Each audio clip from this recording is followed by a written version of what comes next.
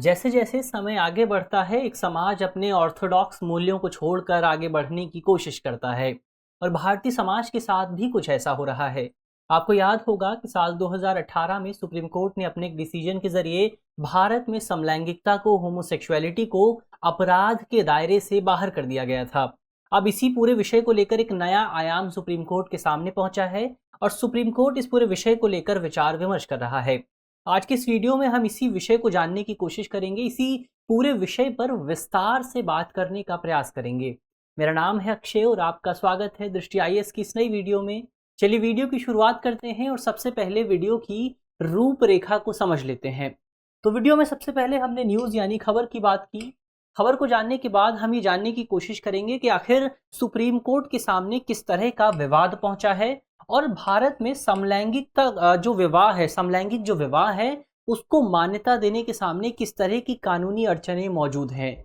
इसके अलावा इस संबंध में किस तरह के, इसके पक्ष में किस तरह के तर्क दिए जाते हैं और इस पूरे विषय को लेकर भारत सरकार का क्या मानना रहा है, केंद्र सरकार ने क्या तर्क दिया है, उस तर्क को भी समझने की कोशिश करेंगे और अंत में एक सवाल पर भी बात करेंगे। ये जो पूरा विषय है मुख्य तौर पर सामान्य अध्ययन प्रश्न पत्र 2 से जुड़ा हुआ है और आप इसे भारतीय समाज और इसके अलावा समलैंगिकता जैसे खंडों से जोड़कर देख सकते हैं। चलिए वीडियो की शुरुआत करते हैं और सबसे पहले सुप्रीम कोर्ट के सामने किस तरह का विवाद खड़ा हुआ है उस विवाद को जानने की कोशिश करते हैं।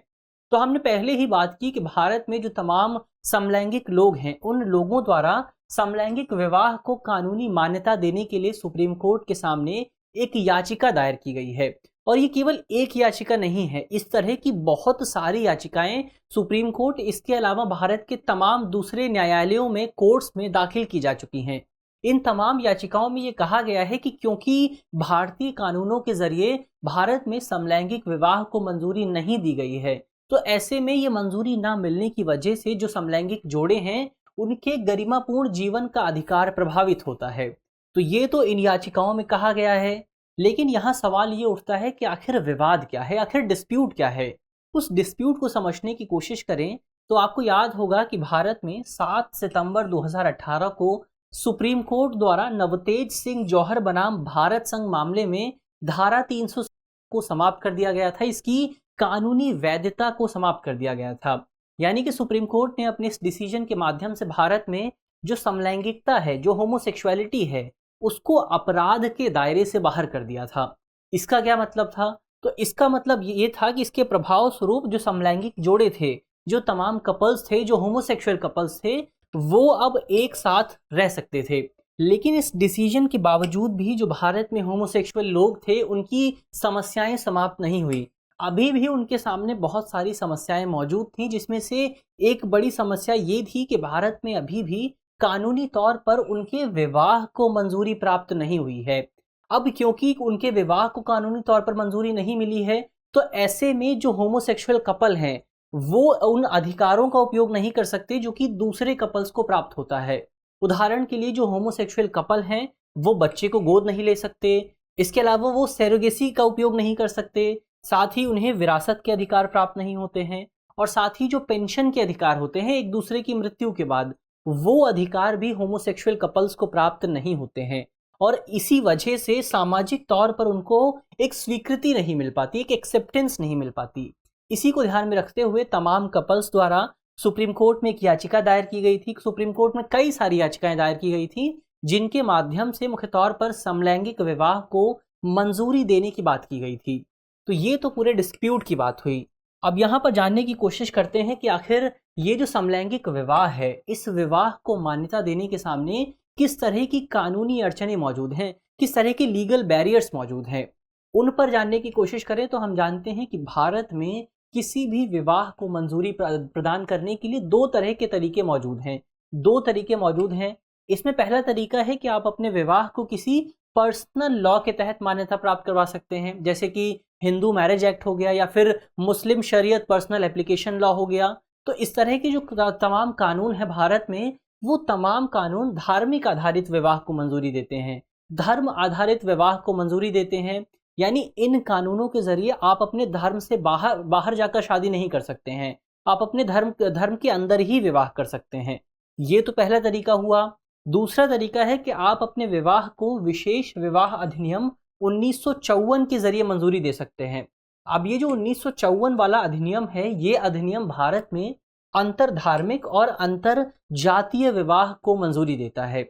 इसका मतलब ये हुआ कि आप इस पूरे अधिनियम का उपयोग करते हुए अपने धर्म से बाहर या फिर अपनी जाति से बाहर जाकर भी विवाह कर सकते हैं। तो ये जो पूरा अधिनियम है, ये भारत में एक न्यूट्रल अधिनियम है, एक धर्मनिरपेक्ष कानून है, एक सेक्युलरिस्ट कानून है।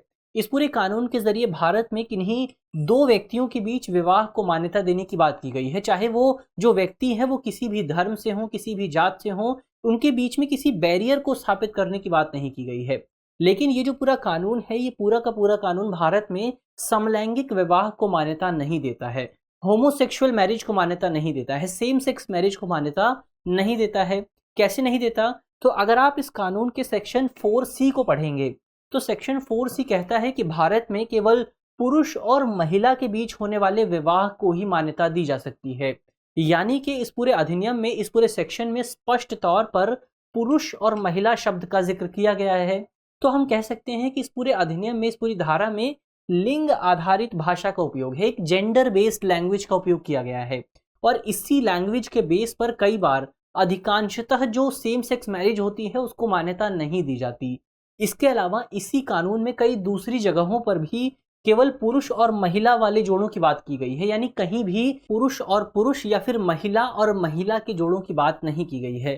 तो जाहिर तौर पर ये एक बड़ी कानूनी अड़चन हो सकती है। और अगर भारत में किसी भी तरीके से सेम सेक्स मैरिज को मान्यता दी जाती है तो सबसे पहला और सबसे बड़ा कदम यही होगा कि सरकार को इस पूरे अधिनियम में बदलाव करना होगा। जब तक इस अधिनियम में बदलाव नहीं होता है तब तक हम भारत में सेम सेक्स मैरिज को मान्यता नहीं दे सकते। तो ये तो कानूनी अड़चन की बात हुई। अब यहाँ पर जानने की कोशिश करते हैं कि आखिर भारत में सेम सेक्स मैरिज को लेकर किस तरह के तर्क दिए जाते हैं, किस तरह की बातें की जाती हैं। उन तर्कों को जानने की कोशिश करें तो इसमें जो सबसे पहला तर्क है वो है कानून के तहत समान संरक्षण का तर्क। अक्सर ये कहा जाता है कि भारत के सभी नागरिकों को, भारत के जो भी तमाम सिटीजन्स हैं, उन सभी लोगों को उनके सेक्सुअल ओरिएंटेशन पर ध्यान दिए बिना, सेक्सुअल ओरिएंटेशन को जाने बिना भारत के सभी नागरिकों को विवाह करने का अधिकार प्राप्त है, अपना पार्टनर चुनने का अधिकार प्राप्त है। और ये जो पार्टनर चुनने का अधिकार है ये भारतीय संविधान के अनुच्छेद 21 के तहत प्राप्त होता है। तो ऐसे में यदि कोई व्यक्ति समलैंगिक जोड़ों और दूसरे तरह के जोड़ों के बीच अंतर करता है तो इस अंतर को जाहिर तौर पर भारतीय संविधान के उल्लंघन के तौर पर देखा जा सकता है। और इसे कहीं ना कहीं हम डिस्क्रिमिनेशन के एक फॉर्म के तौर पर भी देख सकते हैं, क्योंकि आप समलैंगिक लोगों को दूसरी तरफ करके देख रहे हैं और दूसरी तरह के जोड़ों को अलग खाने में रख रहे हैं। तो ऐसे में हमें एक भेदभाव देखने को मिलता है और यही कहा जाता है कि हमें इसी भेदभाव को समाप्त करने के लिए समलैंगिक विवाह को मंजूरी देने की जरूरत है। ये तो पहला तर्क हुआ। दूसरा तर्क क्या है? दूसरा तर्क ये है कि यदि समलैंगिक जोड़ों को अनुमति नहीं दी जाती है तो फिर उन्हें सामाजिक और कानूनी सुरक्षा प्राप्त नहीं होगी। तो ऐसे में अगर हमें उन्हें कानूनी और सामाजिक सुरक्षा देनी है तो इसके लिए जरूरी है कि हम उनके विवाह को भी मंजूरी प्रदान करें। क्यों? क्योंकि भारत में जो विवाह है, जो मैरिज है, वो एक सोशल इंस्टीट्यूशन है और इसी सोशल इंस्टीट्यूशन के जरिए जो वैवाहिक जोड़े होते हैं, जो परिवार होता है, उस परिवार को कानूनी और सामाजिक सहायता मिलती है, कानूनी और सामाजिक लाभ मिलता है। तो ऐसे में अगर हमें समलैंगिक लोगों को इस सामाजिक लाभ देना है तो ये ज़रूरी है कि हम उनके विवाह को भी मंजूरी दें। जब तक हम उनके विवाह को मंजूरी नहीं देंगे तब तक समाज में उन्हें स्वीकृति नहीं मिलेगी, क्योंकि कानूनी मान्यता बहुत ज़्यादा ज़रूरी होती है। तो ये तो तर्कों की बात हुई। अब आगे जानने की कोशिश करते हैं कि इस पूरे विषय को लेकर केंद्र सरकार का क्या कहना है, भारत सरकार इस पूरे विषय को लेकर क्या मानती है। तो जब से भारत में समलैंगिक विवाह को मंजूरी देने की बात शुरू हुई है तभी से भारत सरकार इस पूरी धारणा के काफी ज्यादा विरोध में रही है। केंद्र सरकार हमेशा से ये तर्क देती रही है कि जो विवाह की धारणा है वो धारणा मुख्य तौर पर विपरीत लिंग के दो व्यक्तियों के बीच एक यूनियन के तौर पर परिकल्पित की गई है। यानी भारत में जो विवाह है वो दो अलग अलग जेंडर्स के लोगों के बीच एक यूनियन के तौर पर देखा जाता है। और ये जो डेफिनेशन है, ये पूरी की पूरी डेफिनेशन भारत में सामाजिक और सांस्कृतिक रूप से मान्यता प्राप्त कर चुकी है। यानी सामाजिक लेवल पर भी इसको एक्सेप्ट कर लिया गया है और कल्चरल लेवल पर भी, सोशल लेवल पर भी इसको एक्सेप्ट कर लिया गया है। तो ऐसे में अगर आप अब इस पूरी डेफिनेशन के बीच एक नई बाइनरी जोड़ेंगे, एक नई चीज़ को लेकर आएंगे, तो जाहिर तौर पर इसकी वजह से हमारा जो सामाजिक ताना बाना है, हमारी जो सोसाइटी है, उस सोसाइटी पर बहुत ज़्यादा इम्पैक्ट पड़ेगा। तो इसी तर्क को देखते हुए केंद्र सरकार हमेशा से ही इस पूरी धारणा का विरोध करती रही है। अब हाल ही में इस पूरे विवाद को लेकर केंद्र सरकार ने सुप्रीम कोर्ट के सामने जो नया एफिडेविट जारी किया है, जो नया हलफनामा दायर किया है, उस हलफनामे में केंद्र सरकार ने स्पष्ट तौर पर कहा है कि भारत में समलैंगिक विवाह की मान्यता की जो धारणा है, ये धारणा शहरी अभिजात्य दृष्टिकोण से प्रेरित है, यानी कि एक एलिटिस्ट दृष्टिकोण है, ऐसा केंद्र सरकार का कहना है। तो हमने केंद्र सरकार के तर्कों की बात की, हमने समलैंगिक जो समुदाय है उसके तर्कों की बात की। अब ये पूरे विषय की समाप्ति होती है और अंत में संबंध में एक सवाल की बात करते हैं। सवाल जो था वो इस पूरे विषय से जुड़ा हुआ है और हमने इस पर बात भी की थी, और सवाल को लेकर यूपीएससी ने यही सवाल 2019 में अपने एग्जाम में भी पूछा था।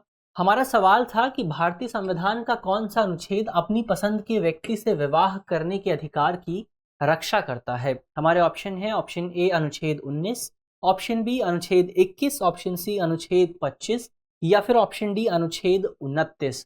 तो आप कमेंट बॉक्स में सवाल का जवाब दे सकते हैं।